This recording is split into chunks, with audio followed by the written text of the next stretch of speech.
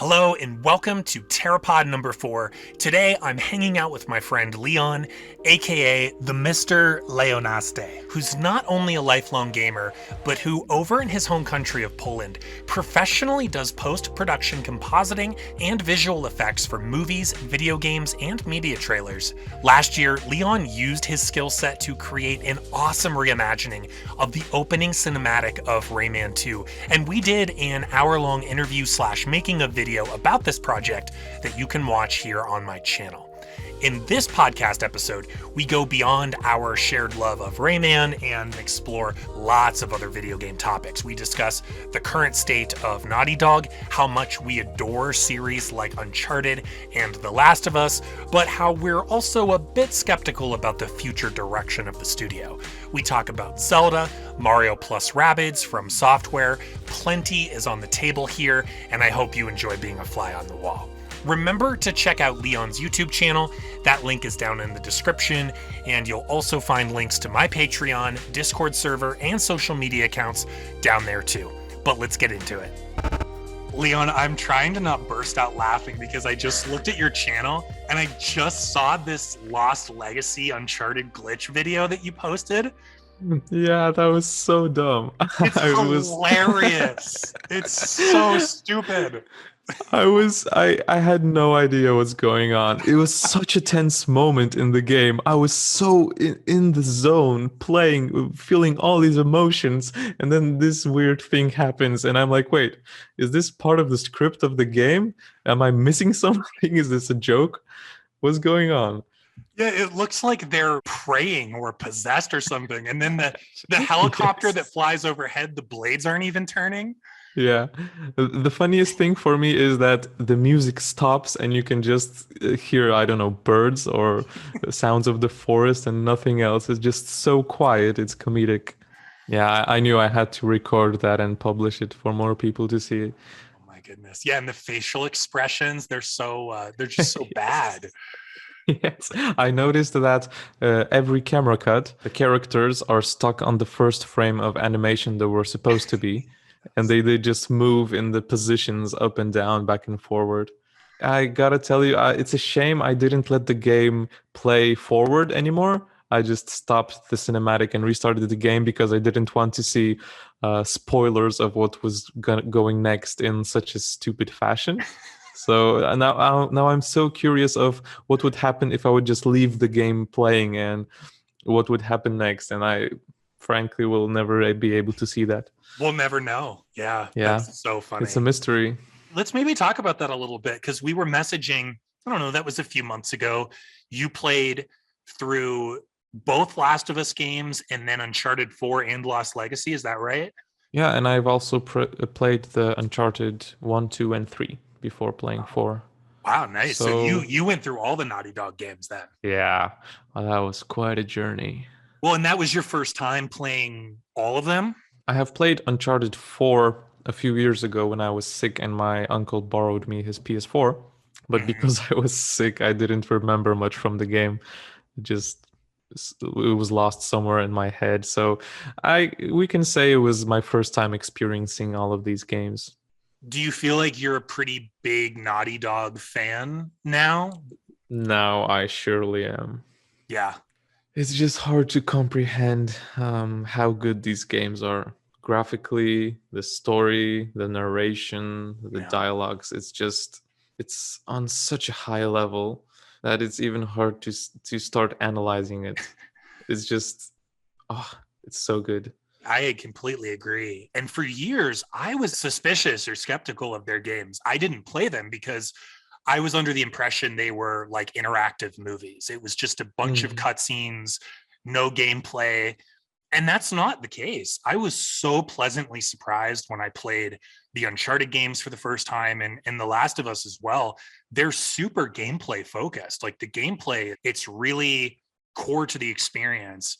It's not just a bunch of cutscenes. Actually, I think the cinematic, the story moments, they're actually really well integrated into the gameplay, especially in Uncharted 4 and like Last of Us 2, they're almost seamless. In The Last of Us Part 2, there is no stoppage. Like it just goes straight into a cutscene, straight back into gameplay. You really never know what's coming. Yeah, and that's so good in making you just be in the flow of gameplay.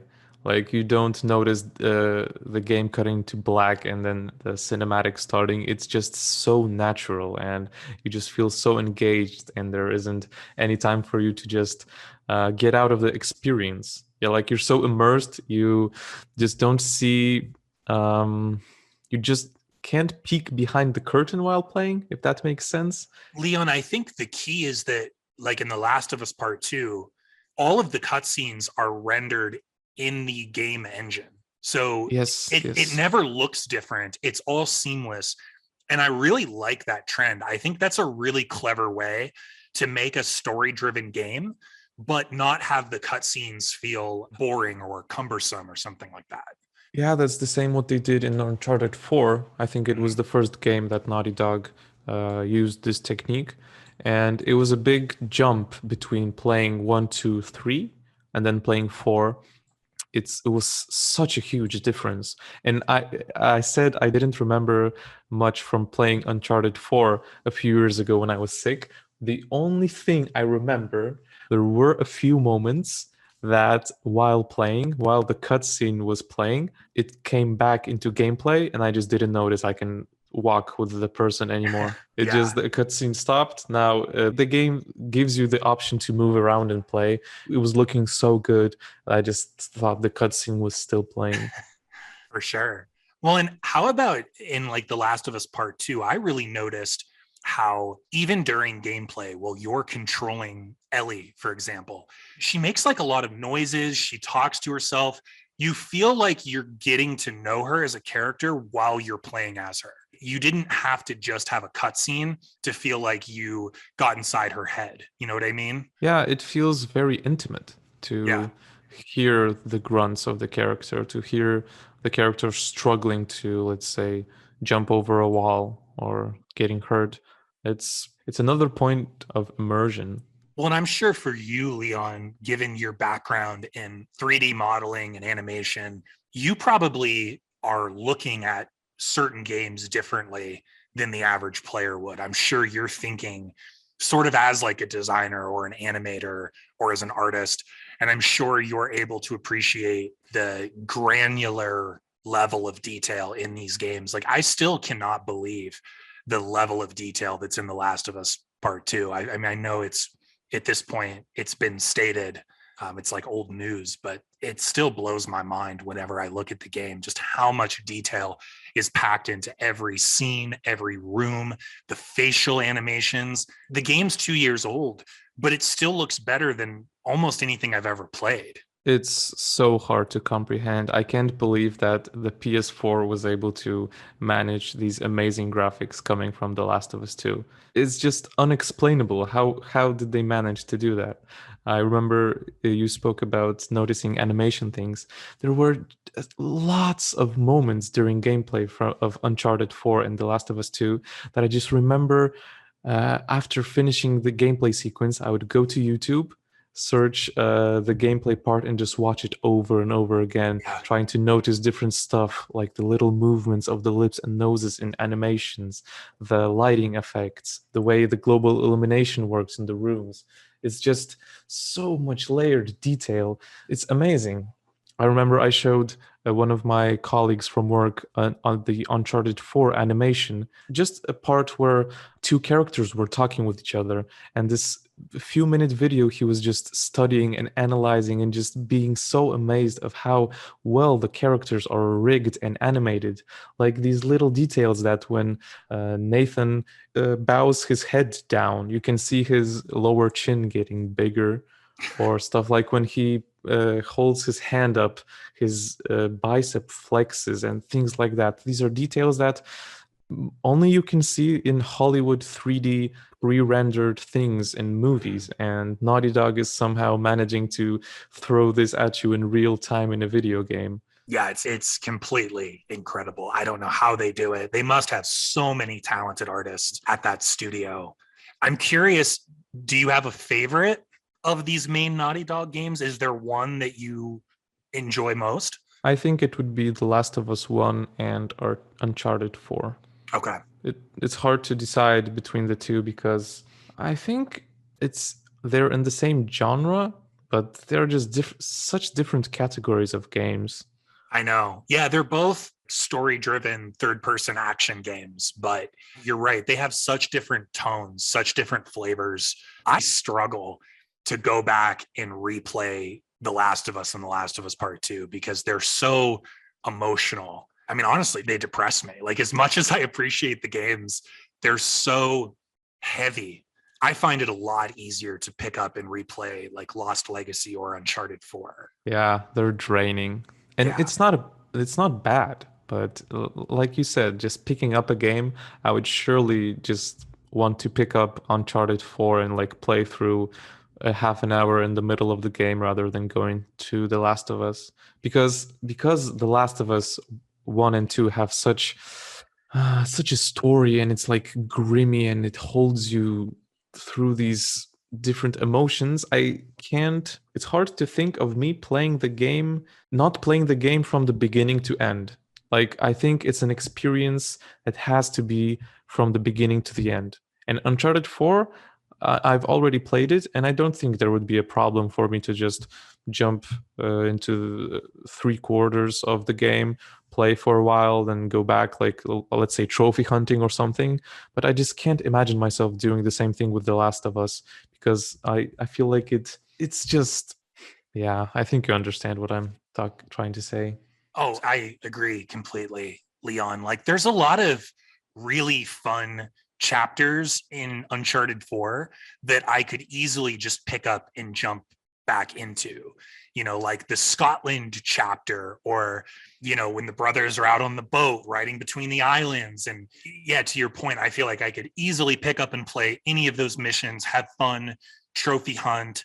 But yeah, The Last of Us, both games, I don't think I could play them without starting from the beginning and going all the way to the end. And it's so stressful playing those games for the first time because they are so emotional and they're so gripping. But it's almost worse when you know what happens and you know what's coming. I'm actually pretty conflicted for that reason as to whether or not I want to play the remake of The Last of Us 1 that's coming out. What are your thoughts about that? Are you interested or not so much? I am really interested in playing the remake. I actually can't wait for it to come out because I've played The Last of Us only once, and for a while now, I was thinking about maybe trying to play it again since I loved it so much.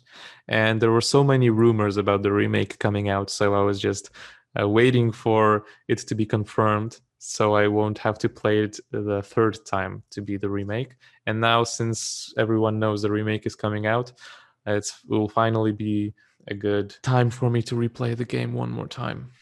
Yeah, and you've probably heard, like, it's been pretty widely discussed online. There's sort of two camps of people. There's people who, are upset about the remake and they feel that it's like a cash grab, like it's unnecessary or something. And then there's, the group that it sounds like you fall into, people who are super excited about it. And at first I felt similarly, like, oh, why are they remaking it? It's a pretty easily accessible game these days. Like, it's not hard to find. It's on PS Plus even. It was already remastered once. But the more I've looked at the footage, the more I realized the level of detail that went into it. It actually looks more impressive than The Last of Us Part 2, which is really saying something. I mean, it looks ridiculous. They've updated some of the character models and the faces and things like that, but it's clear that it goes a lot deeper than that, the level of detail. So I don't know, I'm so curious now. I feel like I probably have to, but then going back to what we were just talking about, I know I'll be pretty depressed playing through it again, knowing what happens. But yeah, I don't know. What are some of your thoughts about it? Yeah, well, I I remember that when I played The Last of Us 1, it was a stressful experience even before playing the game because I've heard so much good stuff about that game. It was like it had such a high level for me even before I started playing, and my brother just loves it. I think played the game like, I don't know, 10, 20 times. He beat it on Grounded a few times with his friends on Wow. the PS3, and he's just such a fan, and he would tell me that this game is so amazing, never spoiled me anything. And it was just stressful to start the game because I knew it was such a great experience, and I knew that I would have to soak up the experience to the fullest if that's possible before even playing. And for the part two, you spoke about the people that are happy for the remake and people that are not so happy. I think I would be more in the middle towards the people being happy rather than sad, because when looking at the trailers and the comparisons to the old game, I just don't think I feel the same connection with faces of Ellie and Joel. They Mhm. just look a bit different to me. It's hard to tell. I've made a few screenshots and showed it to like my brother and a few colleagues from work, and like Ellie's face looks older in the remake. It looks like Ellie in the first game is a kid that is new to all these harsh things that are going on. It's the first time she has to hold a rifle and shoot. And in the remake from the trailer, she looks like she's already been through a lot of rough stuff, and it's not the first time she's doing all that. And I think that's the biggest thing I'm concerned about.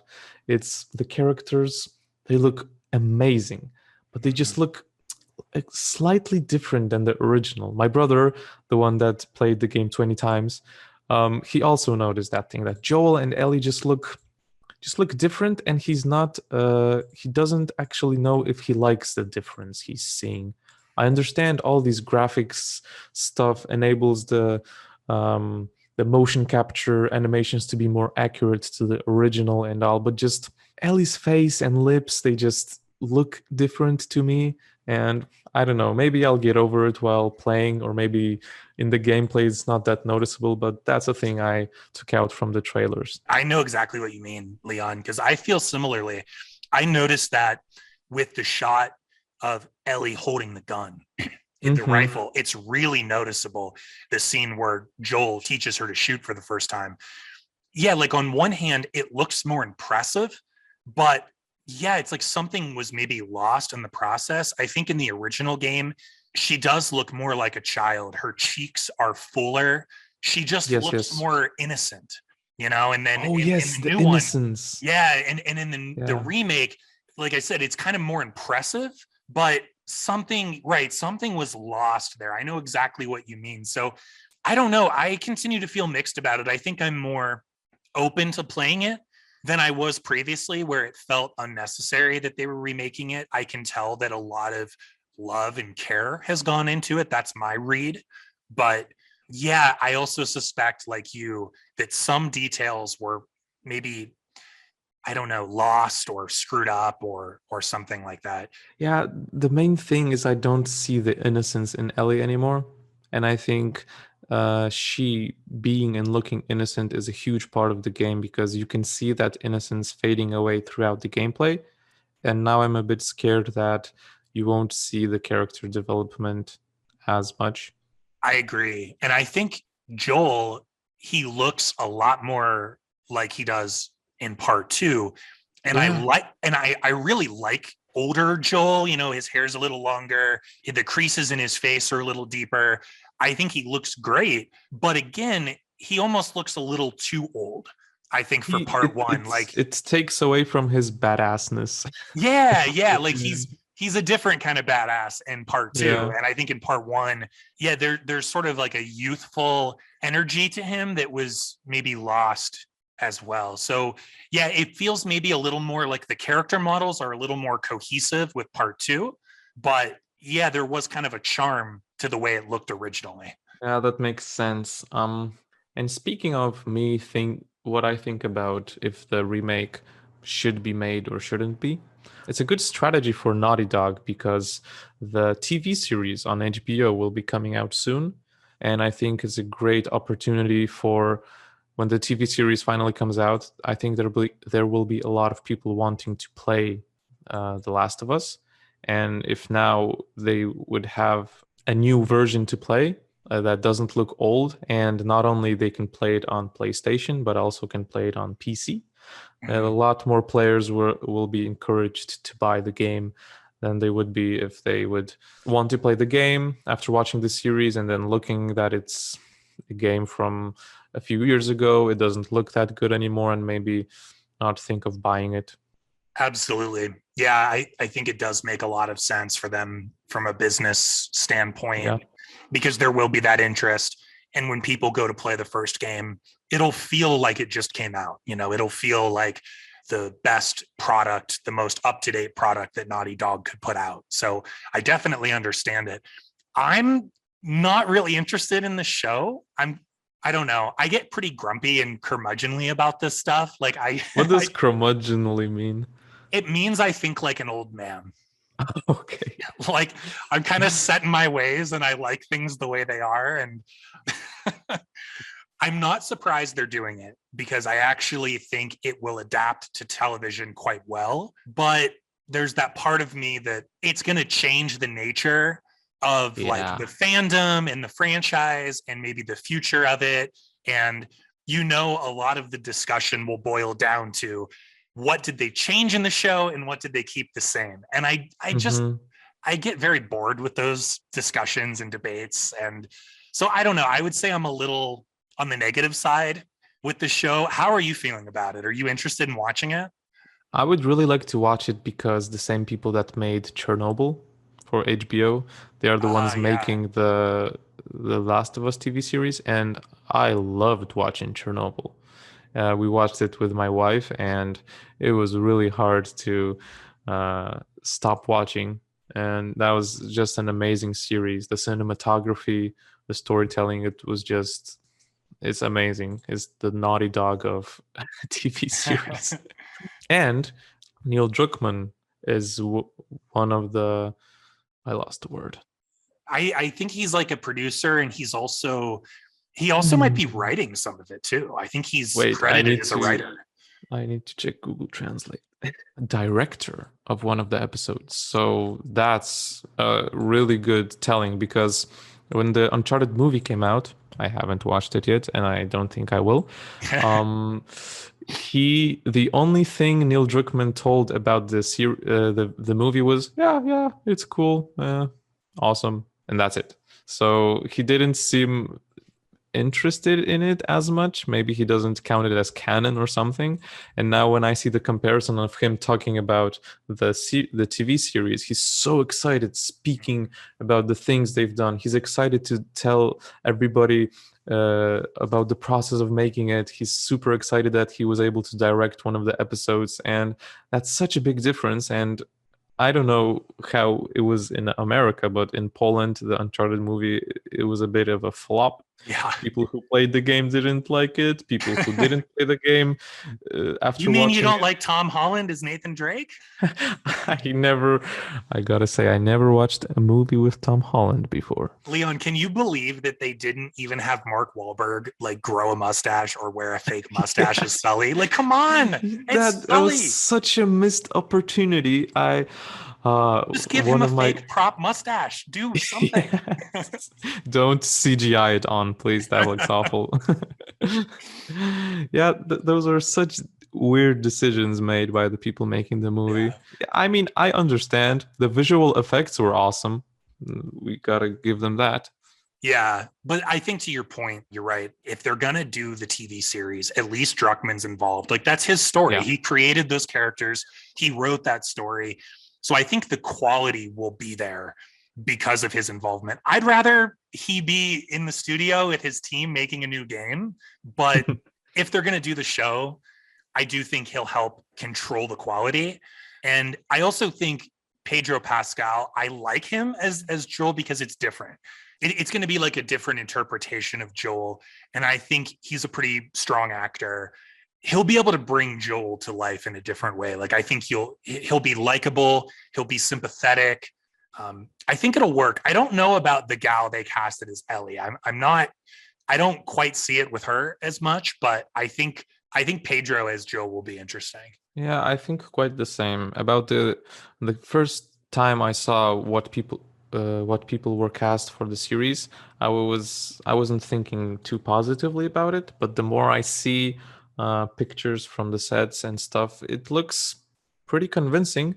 I'm also not sure about the girl because again, I think a big part of Ellie is her look being young and innocent, and again, I don't see the innocence in the girl playing Ellie. But again, we haven't seen any episodes yet, so it's hard to discuss those things when we haven't watched it. So we'll True. just have to hope for the best and that it's gonna be a good watch. I sure gonna want to see it. I don't think I will be trying, as you spoke before about comparing it to the Last of Us game. I don't think I will want to have that mindset. I think I will try to think about the series as just a different interpretation, like a different universe of this story, like a different way of saying it. Because the moment you start comparing stuff, it just breaks the original for me, at least.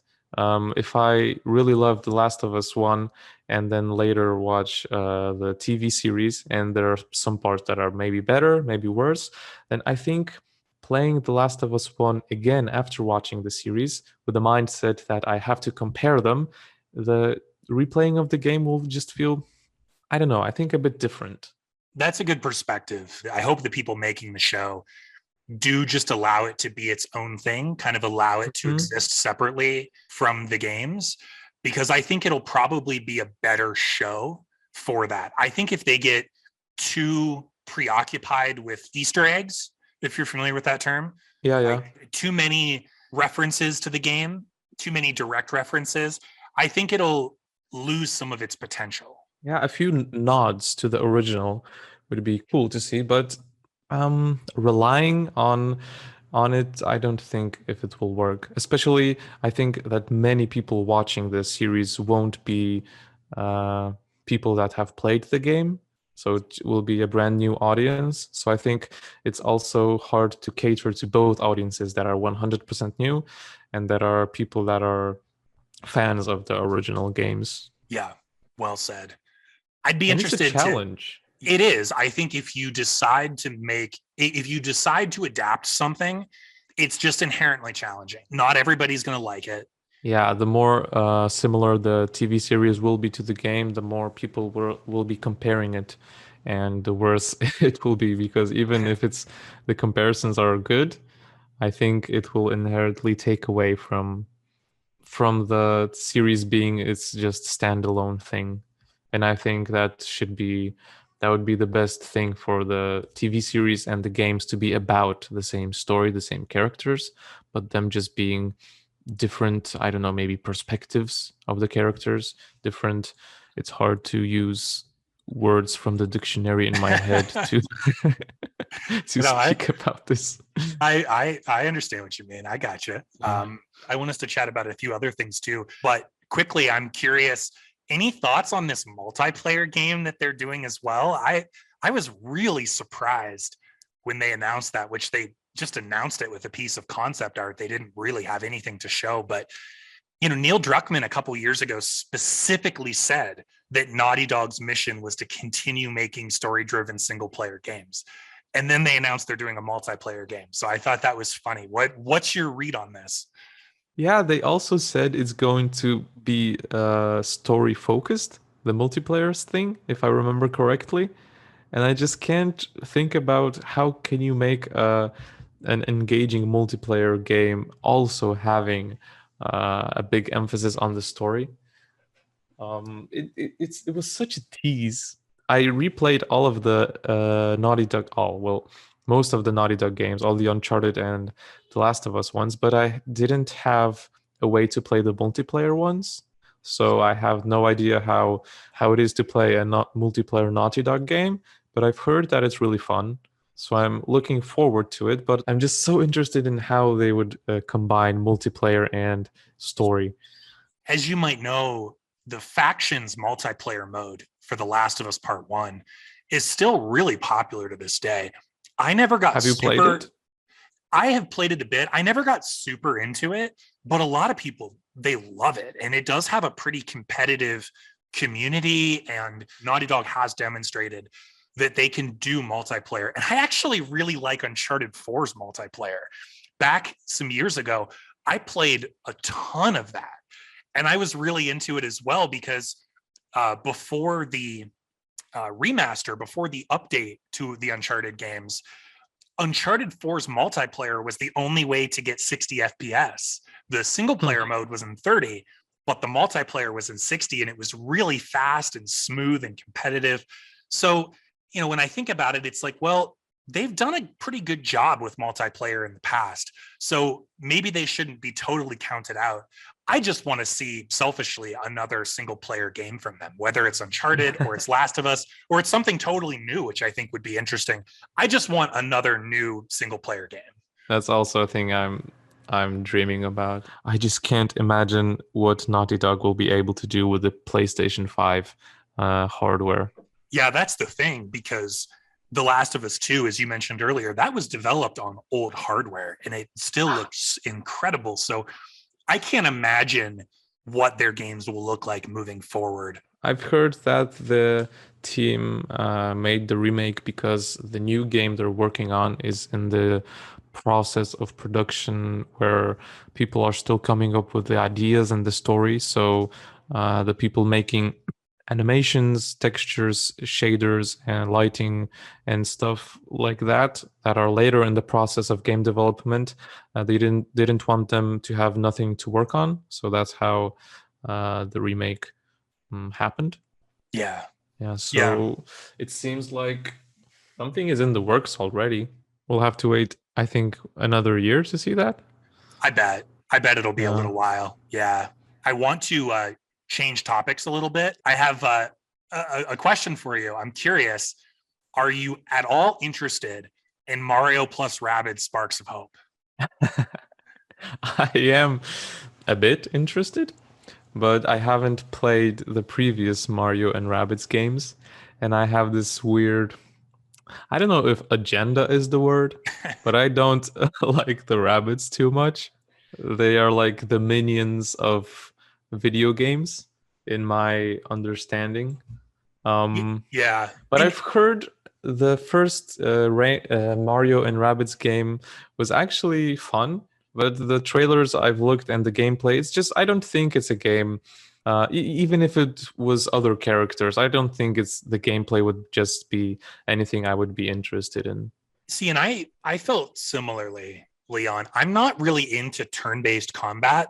I typically don't enjoy turn-based games. And I was pleasantly surprised by the first Mario plus Rabbids game. I really Have you played it? Oh yeah, yeah. I've played through it, I think 2 or 3 times, including the DLC, and I really like it. I'd be so curious to hear your thoughts if you get a chance to play it. And I don't know. Now I'm intrigued and want to try it out. Yeah, I think it's a real pleasant surprise, and I've heard the same from a lot of other people who.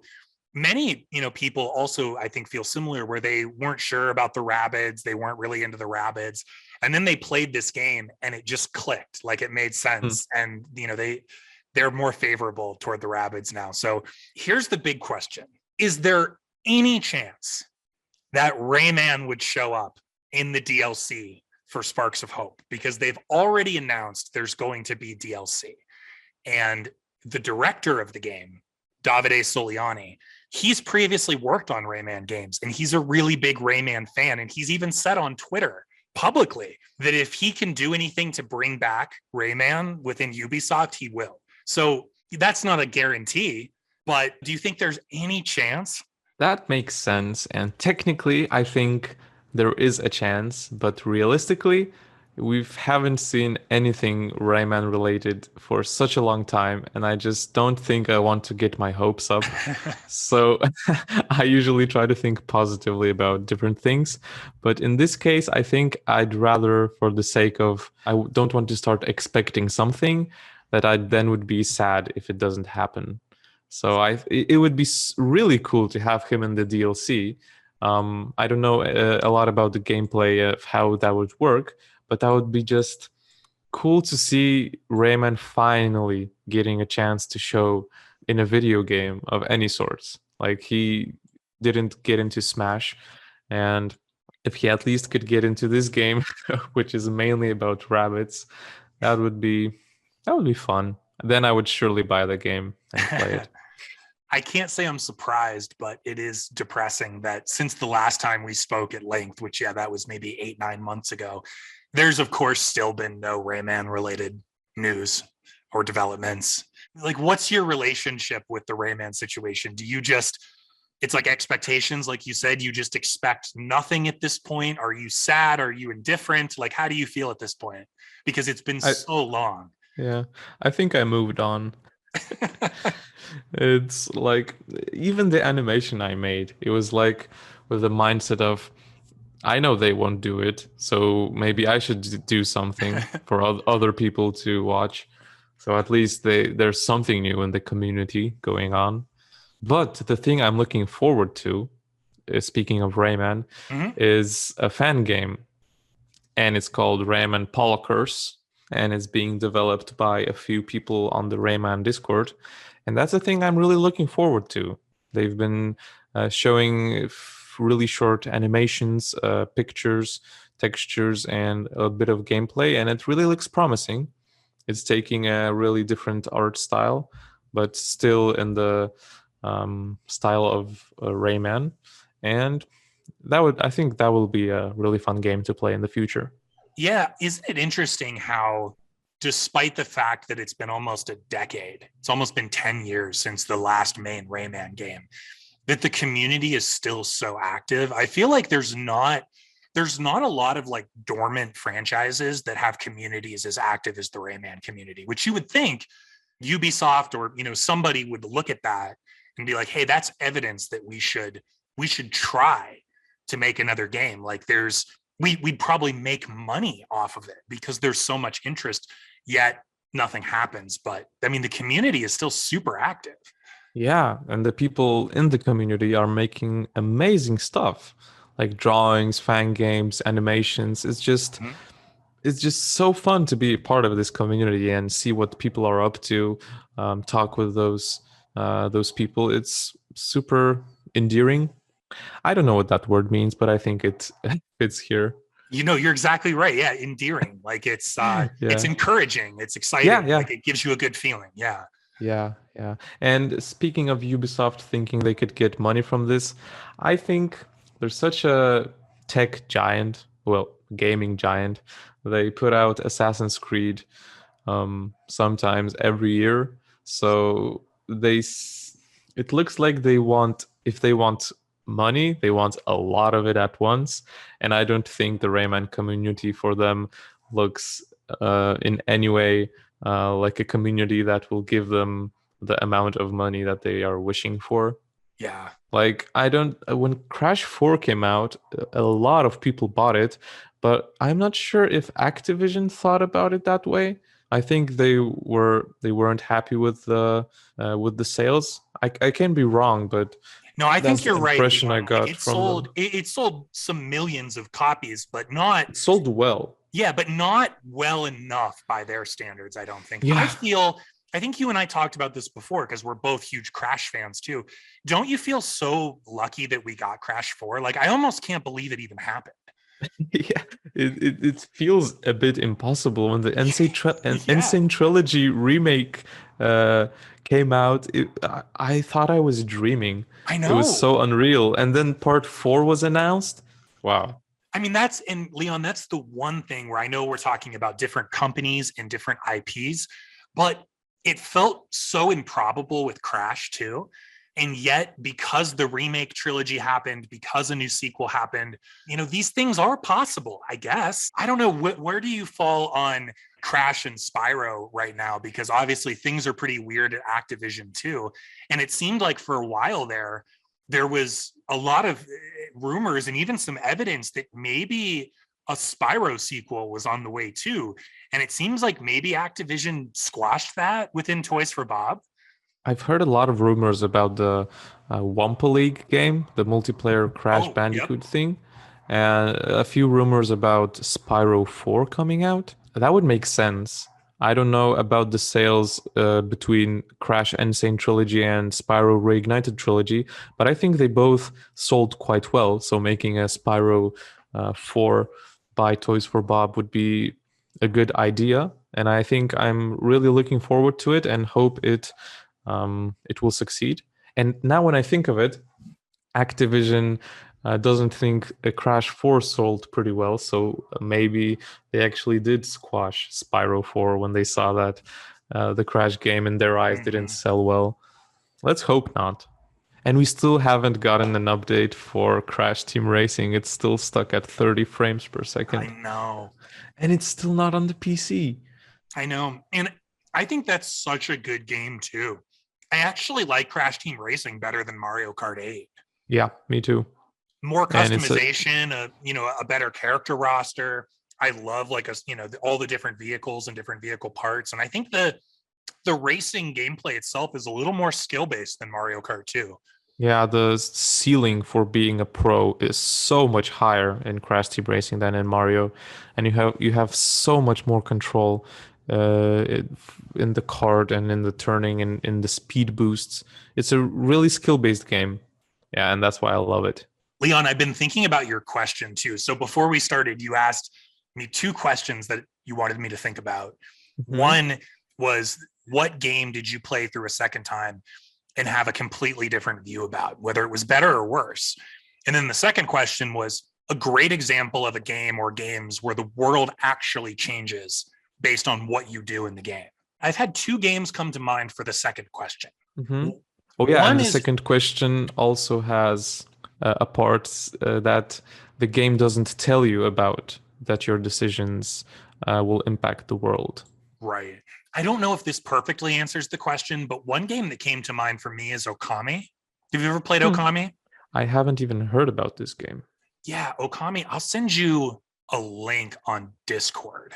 They Mhm. actually remastered it a couple years ago. I think you can pretty much get it on all platforms now. Oh, it looks nice. Yeah, it has a really, really cool artistic style. It drew a lot of comparisons to Twilight Princess, the Zelda game, because they both came out around the same time and like featured wolves and obviously a lot of Japanese influence. But Okami is interesting. I don't know about the part where it's like the game doesn't tell you about it. But Hmm. in Okami, as you progress, like the world visually changes around you. Oh, wow. Because the game looks like a painting, essentially. Yeah. And as you progress and you do certain things, and sometimes it's manual, like there's actually a brush like mechanic in the game, so you can manipulate the way the game world looks. But then also as you progress and certain story beats play out, the world will look different around you. So that sort of half answers your question. It's kind of an interesting example, but maybe a better answer that came to mind was Fallout New Vegas. I'm not huge on the Fallout series, but that's the one Fallout game I really like. And, like a lot of RPGs, you just can't do certain things. If you want to just kill the main character or something, or like one of the most important NPCs, like they don't let you do it. There's like silly artificial barriers. In New Vegas, you can literally do anything. Like you can go Hmm. anywhere, you can kill anybody, you can break quests, and it affects the world. You could kill an important NPC in one part of the world, and then you go somewhere and you'll be attacked, or people will come after you, or I don't know. I always liked that about New Vegas. It felt like there was a true sense of freedom and there were legitimate consequences to basically every decision you could make. Did you ever play New Vegas, Leon? I haven't. I haven't actually played any Fallout game before. But the way you're speaking about it, I really want to start playing it right after we finish talking. I haven't heard any game that gives you an option of killing a quest character or a main quest character. And does the game actually the story make sense if you kill a main quest character? Yeah, absolutely. Because there's a lot of Wow. factions in the game, like a lot of warring factions. And Yeah, I mean, you can just walk right into a camp and like kill the main NPC of a faction, and it completely changes the nature of your playthrough. It Hmm. will remove options of what you can do. Like, there's certain things you won't be able to do anymore if you do that. It'll get you on the good side of certain people, it'll get you on the bad side of other people. But it feels like a lot of RPGs just don't allow you that kind of freedom. So New Vegas is it's a little dated at this point. You know, the game's like over 10 years old, but I still think it holds up. I think it's a really good RPG. The gameplay is a little slow, a little sluggish. I don't think, like the Fallout and the Elder Scrolls games, I don't think they've ever had incredible gameplay. But I think you play it less for that reason. You play it more for like that freedom, creating a character and making decisions and progressing through the world. So that's probably my best answer to your question. Those are some great answers. What about you? What comes to mind for now, you? now I'm ashamed to tell you what answers came to my mind in the 5 minutes that I had to think about these questions. Well, the first thing that came to my mind was I was thinking quite negatively about this question. It was the game Metro Exodus. Oh And yeah. this doesn't fit actually to the whole question because the world doesn't change because of the decisions you made, but the ending is different depending on how many side quests you made. And I remember the game never told me that not doing a side quest will make an ending be different. So I didn't do a lot of side quests because I was so engaged in the main story. And then I got the worst ending possible. And I was like so frustrated. The whole game, I was really happy about the game, and the ending just broke everything. Oh no. And just because I never got the information that, well, if you don't do the side quests, you'll get the bad ending. Oh And yeah, that was the first Metro game I played, and I played it only because I saw it had pretty graphics. gosh. Quickly finishing back on the last question, I think it will be better for the listeners to hear my second answer to the question, not the first one, Sure. is a game called Darkwood. I don't know if you heard about it. No. It's a game made in Poland by three Polish friends, and it's a top-down game, horror game, psychological horror, and it's has this mechanic where only the places where you're looking at, you see enemies and things. You have like a cone of a flashlight that you can see the map, and the rest of the map is hidden away from you. You can just see buildings and walls and just hear sounds. It's a great game. And there's this moment where I didn't know I have a decision to make because it came in so naturally in the game, and I have accidentally decided to do the wrong thing. And when I went back to the person that I spoke before that gave me a quest, and he said, like, dude, get away from me. I don't want anything to do with you. Like, you did something really bad, without spoiling anything. And he Mhm. just didn't want to talk to me anymore. And the moment I understood that, I just locked away myself from ever doing this quest again because this person is like really angry at my decision. I thought, wow, this is not some punishing game mechanics. And it felt awesome to have this experience. Yeah. I say I wasn't ready for it, but when you launch the game, the first thing you see is this game is a punishing experience and no one will lead you by your hand. No, I'm Googling it right now, Leon. This game looks awesome. I've Yeah. honestly never even heard of this, but I've been playing a lot of indie games on my Switch lately. I don't know. I've just been in the mood for kind of quicker, more casual handheld games. And it looks like this is on Switch. So I might have to Yeah, get it's on this. Switch. It's Yeah. a super fun game. Yeah, this looks Yeah. great. And it looks like it was pretty well received too. Yeah, Um, I really like the game. I haven't finished it yet because it's very stressful for me. I'm able to play like 20 minutes and then I have to have a break. Well, I'm But looking at it's pictures, Leon, of like the top down view with the flashlight, and I'm already intrigued because that's just yeah. right there. That's so interesting that your field of vision is limited and it's a Yeah. top down game. Like, just that's interesting. This mechanic made me buy the game. I've heard Yeah. about this game only about on when I was in university, and a teacher was speaking of something with graphics, and she mentioned this game. I googled it, I saw it, and I'm like, oh boy, I need to buy this. It's such a cool mechanic, and the gameplay, the story, everything is like so good. Yeah, thanks for the recommendation. I'm definitely going to pick this up. This looks awesome. And I haven't played like a good survival horror game in a long time, and this looks like an interesting spin on that genre. Hmm. It looks very fresh and different. I also, well, we've been chatting about this, I thought of a good answer for your first question. So a game where like a second playthrough changed the way you saw the game, whether for better or worse. I guess I kind of have two here as well. But my main answer would be Majora's Mask, because there's Can you please so talk about it, not spoiling anything? yes, I Okay, that won't would be spoil cool. it. That's good to know that you haven't played it. I would highly recommend it.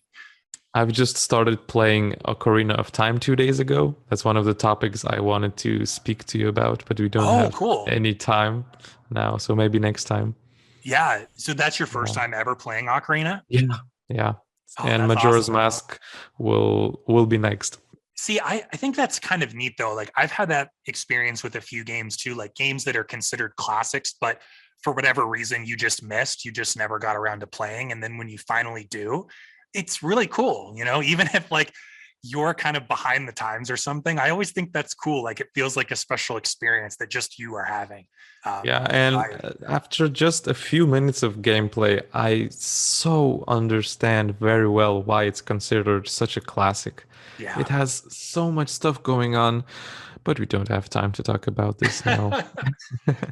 Well, and even like, see, but it's a rabbit hole because I'm such a Zelda fan. You'll get me going. But like the Z targeting in Ocarina of Time, like that idea of playing a 3D action game and being able to target onto a 3D enemy, that was so influential in video Hmm. games. I mean, think about the last time we were chatting about like Demon Souls and like From Yeah. Software's games, and think about how crucial targeting is in those games. And Ocarina of Time was like the first best example of that mechanic. And it's such a simple thing.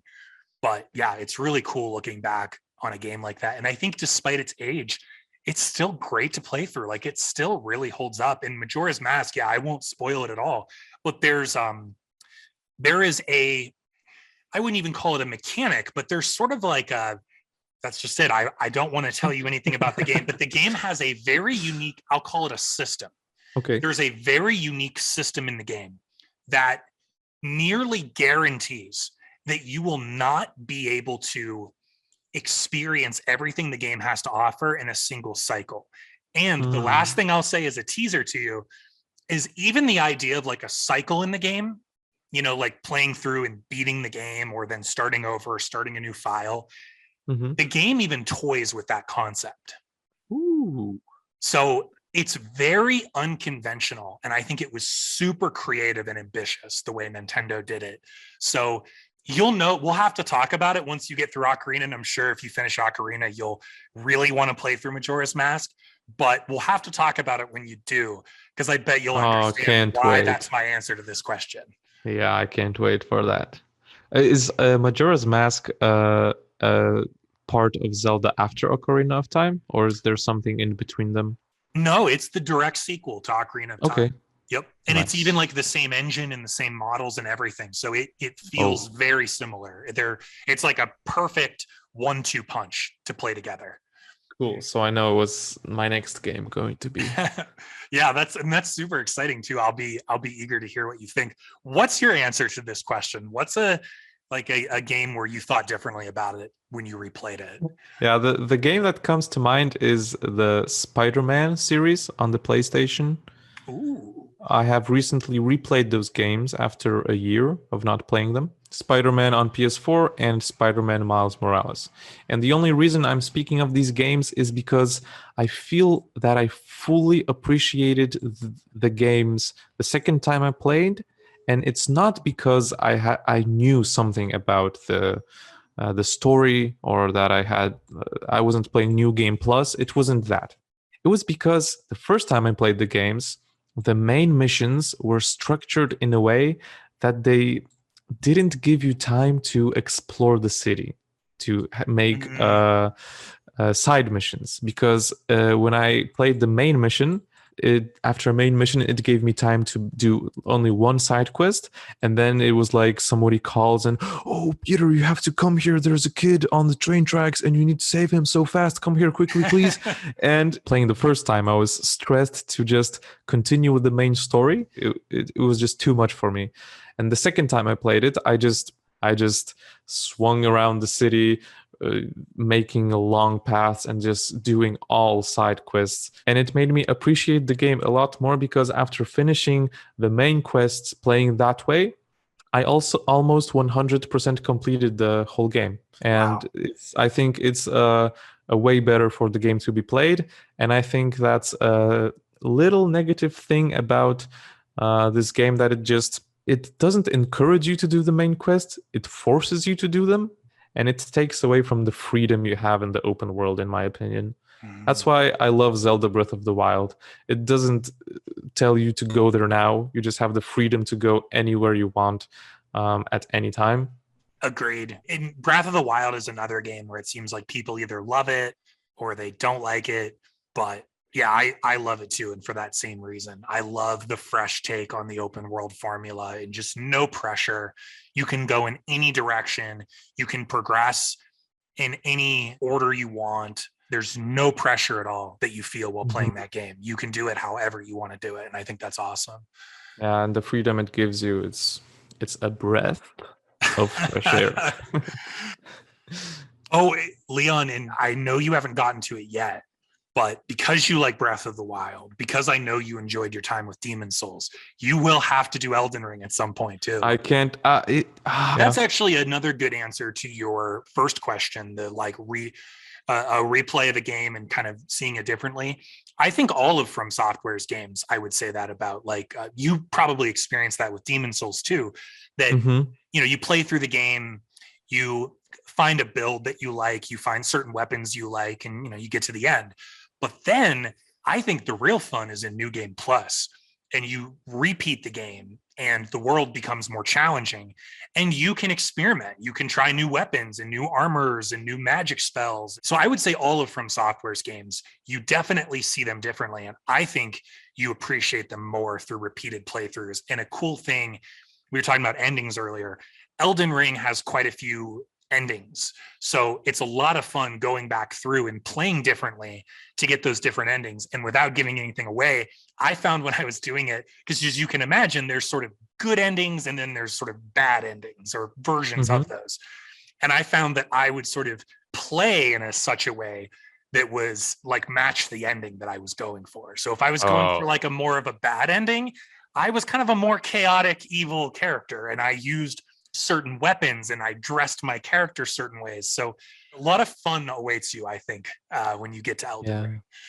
I can't wait to play the game, and also I can't wait to speak to you after playing the game, since I know not only you're really good at it, but you also know so much about just From Software games. Man, I had to save an Elden Ring mention until the end, because if I brought that up at the beginning, we would have never talked about anything else. Yeah, thanks for having me. It's the first time I was invited to a podcast, and it was a great experience. It's very nice talking to you. Absolutely. And your English was great. You worried for nothing. Your English was awesome. And I learned a new word when you spoke about being like a grandpa. Curmudgeon. Mindset. Curmudgeon. Yes. Curmudgeon? I need to write that down. Yes, so somebody's a curmudgeon if they're kind of grumpy and cranky. Curmudgeonly is like the adjective. So like you would describe someone as a curmudgeon, or they're behaving curmudgeonly. So it's CURMUDGEON. Oh, looks like a dungeon name. It does, doesn't it?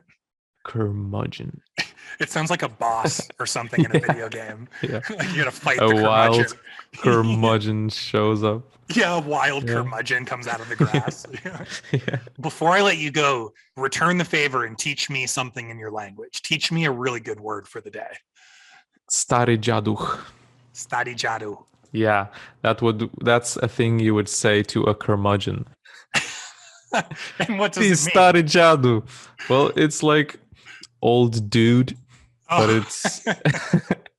it's like it's not super negative. But if you say starejado to someone, it's like it's like saying, "Yeah, you're such a curmudgeon." Oh, that's so funny. So if I were walking down the streets of Warsaw and I walked up to somebody and put a finger in their face and was like, "You study Jadu," they probably wouldn't be happy about that. No, not at all. Okay.